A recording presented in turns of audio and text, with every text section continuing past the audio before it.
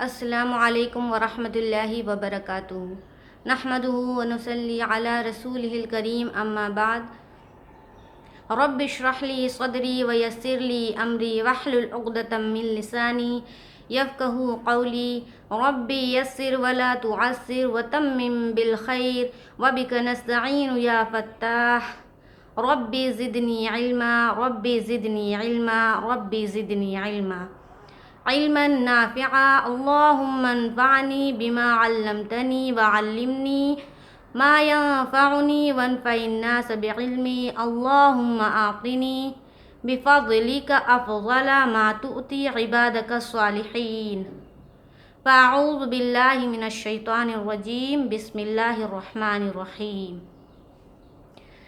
تمام بھائیوں اور بہنوں کا استقبال ہے میرے چینل پر۔ جو لوگ بھی مجھے جس جگہوں سے دیکھ رہے ہیں سبھی کا استقبال ہے۔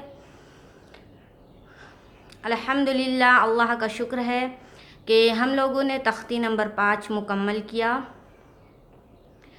تو یقیناً اللہ کی مرضی تھی تبھی ہم لوگ پورا کر پائے ہیں۔ اگر اللہ کی مرضی نہیں ہوتی تو نہ ہم ملتے اور نہ یہ پڑھنے پڑھانے کا عمل شروع کیا ہوا ہوتا اور نہ ہم یہاں تک پہنچ پاتے۔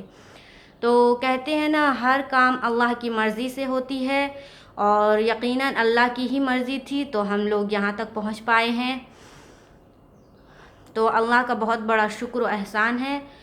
اور یہ اس ویڈیو کو بنانے کا میرا مقصد 2 ہے جو میں آپ لوگوں کو بتاؤں گی۔ پہلا مقصد تو یہ ہے کہ میں چاہتی ہوں کہ اب تک جو بھی قواعد میں نے آپ لوگوں کو پڑھایا ہے وہ اسکرین میں دیکھ کر پڑھایا ہے۔ آج میں آپ لوگوں کو وہ قاعدہ زبانی سناؤں گی، اور سنانے کا پیچھے مقصد میرا یہ ہے کہ میں نے بھی زبانی یاد کیا ہے، ہمارے استاد نے بھی ہمیں زبانی یاد کروائی ہے، اور آپ لوگوں نے بھی زبانی یاد کرنی ہے۔ تو یہ تو ہو گیا پہلا مقصد اس ویڈیو کا۔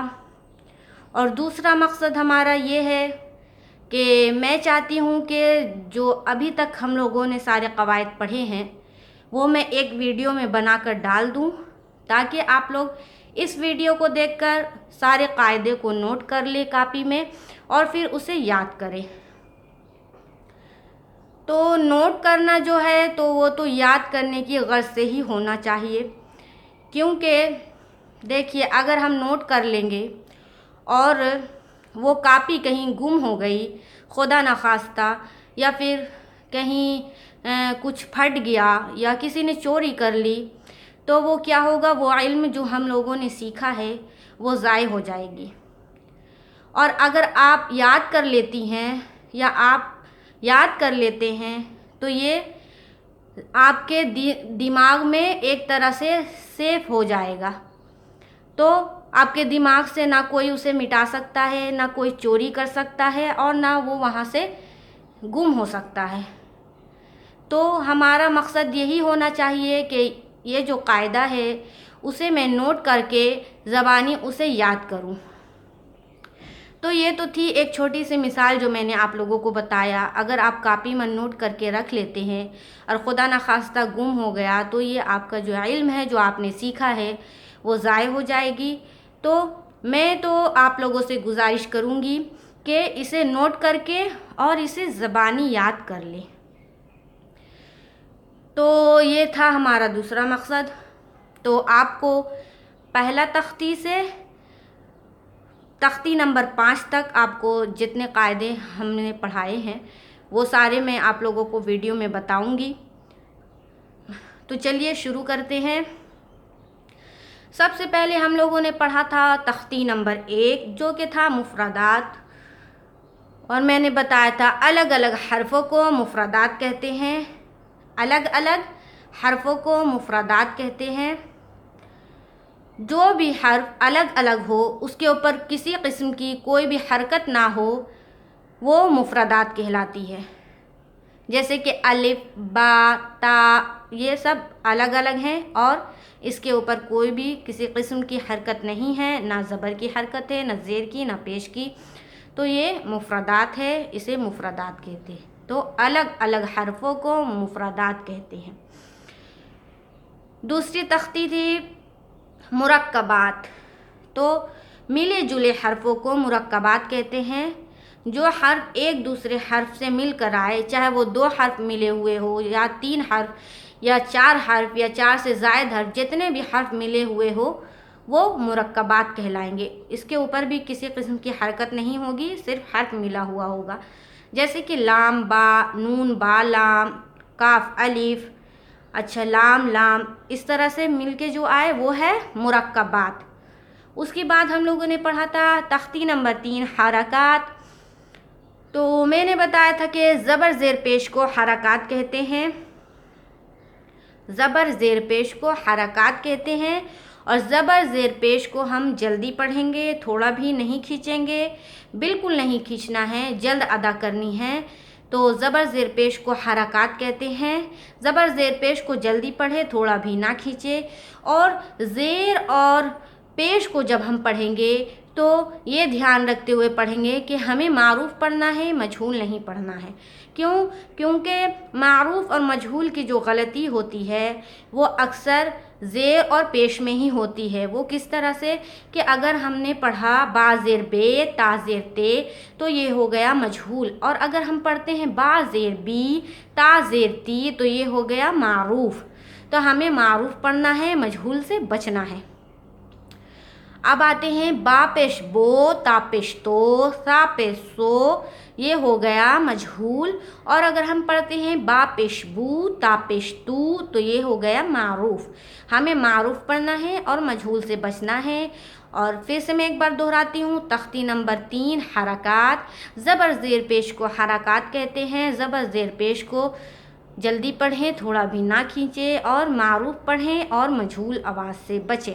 یہ تھا ہمارا تختی نمبر 3۔ اب میں آتی ہوں تختی نمبر 4 حروف مدہ۔ حروف مدہ 3 ہیں، الف یا واو، یعنی کہ الف مدہ، یا مدہ اور واو مدہ۔ اب یہ آتا ہے کہ انہیں پڑھنا کیسے ہے، تو دیکھیے میں بتاتی ہوں الگ الگ۔ سب سے پہلے الف مدہ کا قاعدہ میں بتاتی ہوں۔ الف خالی سے پہلے زبر ہے تو الف مدہ ہوگا، اور الف مدہ کو ایک الف کے برابر کھینچ کر پڑھیں گے، ٹھیک ہے، جیسے زیادہ۔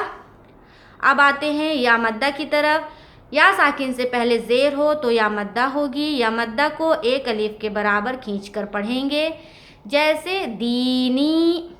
اب آتے ہیں واو مدہ کی طرف۔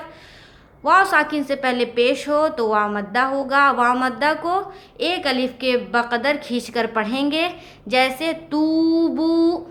تو یہ ہو گیا حروف مدہ، جو کہ الف مدہ، یا مدہ اور واو مدہ۔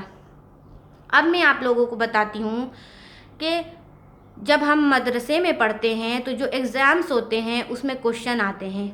وہ کوشچن کیا ہوتا ہے، پوچھا جاتا ہے کہ حروف مدہ کتنے ہیں، تو سب سے پہلا میرا جواب ہوگا کہ حروف مدہ 3 ہیں۔ پھر پوچھا جائے گا حروف مدہ جو 3 ہیں وہ کیا کیا ہیں، تو کہا جائے گا الف یا واو، یعنی کہ الف مدہ، یا مدہ اور واو مدہ۔ اس کے بعد کوشچن آتا ہے کہ حروف مدہ کب بنتے ہیں، اگر الف مدہ کب بنے گا اور یا مدہ کب بنے گا اور واو مدہ کب بنے گا، تب ہمیں وہ قاعدہ بتانا ہے کہ الف خالی سے پہلے زبر اگر آئے، کوئی بھی حرف ہو وہ، اور اس کے اوپر زبر ہے تو الف مدہ کا قاعدہ بنے گا، اور یا ساکن سے پہلے کوئی بھی حرف ہو اور اس کے نیچے زیر ہو تو یا مدہ کا قاعدہ بنے گا، اور واو ساکن سے پہلے کوئی بھی حرف ہو اور اس کے اوپر پیش ہو تو واو مدہ کا قاعدہ بنے گا۔ اس کے بعد سوال اٹھتا ہے کہ انہیں پڑھنا کیسے ہے، تو انہیں پڑھنا ہے کھینچ کر، تھوڑا کھینچ کر۔ اس کے بعد سوال بنتا ہے کہ تھوڑا کھینچنے کی مقدار کیا ہوگی، تو جواب ہوگا تھوڑا کھینچنے کی مقدار ایک الف کے برابر ہوگی۔ میں پھر سے دہراتی ہوں، الف خالی سے پہلے زبر ہو تو الف مدہ ہوگا، الف مدہ کو ایک الف کے برابر کھینچ کر پڑھیں گے۔ یا ساکن سے پہلے زیر ہو تو یا مدہ ہوگی، یا مدہ کو ایک الف کے برابر کھینچ کر پڑھیں گے۔ واو ساکن سے پہلے پیش ہو تو واو مدہ ہوگا، واو مدہ کو ایک الف کے برابر کھینچ کر پڑھیں گے۔ تو یہ تو ہو گیا حروف مدہ، الف مدہ، یا مدہ اور واو مدہ، اور اسی میں قاعدہ آتا ہے کھڑا زبر، کھڑی زیر اور الٹا پیش کا۔ تو میں بتا دیتی ہوں، کھڑا زبر برابر ہوتا ہے الف مدہ کے، کھڑا زبر کو ایک الف کے برابر کھینچ کر پڑھیں گے۔ اچھا، اب آ جاتے ہیں کھڑی زیر، تو کھڑی زیر برابر ہوتی ہے یا مدہ کے، کھڑی زیر کو ایک الف کے برابر کھینچ کر پڑھیں گے، جیسے بھی۔ اب آتے ہیں الٹا پیش، الٹا پیش برابر ہوتا ہے واو مدہ کے، اور الٹا پیش کو بھی ایک الف کے برابر ہم کھینچ کر پڑھیں گے، جیسے لہو، لہو ایک الف کے بقدر کھینچ کر پڑھ رہے ہیں۔ یہ تو ہو گیا جی تختی نمبر 4۔ اب آتے ہیں ہم لوگ تختی نمبر 5، حروف لین۔ تو حروف لین 2 ہیں، کتنے ہیں؟ حروف لین 2 ہیں، واو لین اور یا لین، ٹھیک ہے۔ اب یہ بنتا کس طرح ہے، اس کا قاعدہ کیا ہے؟ تو دیکھیے، واو ساکن سے پہلے زبر ہو تو واو لین ہوگا، اور یا ساکن سے پہلے زبر ہو تو یا لین ہوگی، ٹھیک ہے۔ واو ساکن سے پہلے زبر ہو تو واو لین ہوگا، جیسے اوفی، اور یا ساکن سے پہلے زبر ہو تو یہ ہوگا یا لین، ٹھیک ہے۔ جیسے آئینہ، صیفو، یہ ہو گیا یا لین کا قاعدہ۔ تو ہم بولیں گے قاعدہ، یا ساکن سے پہلے زبر ہو تو یا لین ہوگی، یا لین کو نرم آواز کے ساتھ جلد اور معروف پڑھیں گے، جیسے آئینہ، صیفو، اور واو ساکن سے پہلے زبر ہو تو واو لین ہوگا، واو لین کو نرم آواز کے ساتھ جلد اور معروف پڑھیں گے۔ تو یہاں تک ہم لوگوں نے پڑھ لیا ہے جی، اور قاعدہ میں نے بتا دیا ہے۔ پھر سے میں ایک بار ریپیٹ کر دیتی ہوں۔ الگ الگ حرفوں کو مفردات کہتے ہیں، ملے جلے حرفوں کو مرکبات کہتے ہیں، زبر زیر پیش کو حرکات کہتے ہیں۔ زبر زیر پیش کو جلدی پڑھنا ہے، تھوڑا بھی نہیں کھینچنا ہے، اور زیر اور پیش کو معروف پڑھنا ہے، مجہول نہیں پڑھنا ہے۔ حروف مدہ 3 ہیں، الف، یا، واو، ان تینوں کو تھوڑا کھینچ کر پڑھیں گے۔ الف خالی سے پہلے زبر ہو تو الف مدہ ہوگا، یا ساکن سے پہلے زیر ہو تو یا مدہ ہوگی، واو ساکن سے پہلے پیش ہو تو واو مدہ ہوگا۔ کھڑا زبر برابر ہوتا ہے الف مدہ کے، کھڑی زیر برابر ہوتی ہے یا مدہ کے، الٹا پیش برابر ہوتا ہے واو مدہ کے۔ حروف لین 2 ہیں، واو لین اور یا لین۔ واو ساکن سے پہلے زبر ہو تو واو لین ہوگا، یا ساکن سے پہلے زبر ہو تو یا لین ہوگی۔ تو یہ سارا قاعدہ میں نے آپ لوگوں کو بتا دیا ہے، اسے نوٹ کر لینا ہے اور اسے زبانی یاد کرنا ہے اور پختہ کرنا ہے، اور جو میں نے پڑھایا ہے نورانی قاعدہ میں اسے بھی پختہ کرنا ہے، اور جو قرآن ہم لوگوں نے پڑھ لیا ہے جتنی صورتیں اسے بھی پختہ کرنا ہے، اور وہاں پر قاعدہ کو غور کرنا ہے جو ابھی تک ہم لوگوں نے قاعدہ پڑھ لیا ہے، اور آگے جس طرح پڑھاتے چلے جائیں گے ہم قاعدہ کو غور کرتے چلے جائیں گے۔ اب دیکھیے، فیس ٹو فیس تو پڑھائی ہوتی نہیں کہ جو ہم پڑھا کے پوچھ لے کہ سمجھ میں آیا یا نہیں، تو اسی طرح ہو سکتا ہے کہ کبھی انشاءاللہ تعالی کبھی کوئی ایسا حل میں نکالوں گی کہ آپ لوگوں سے کوشچن آنسر بھی کیا جائے اور پوچھا بھی جائے، تو انشاءاللہ تعالی اگر اللہ نے چاہا تو آگے ہوگا یہ سب عمل۔ فی الحال آپ لوگ یاد کیجئے اور مشق کیجئے اور مجھے دعاؤں میں یاد رکھیے۔ انشاءاللہ تعالی پھر ملاقات ہوگی۔ السلام علیکم ورحمۃ اللہ وبرکاتہ۔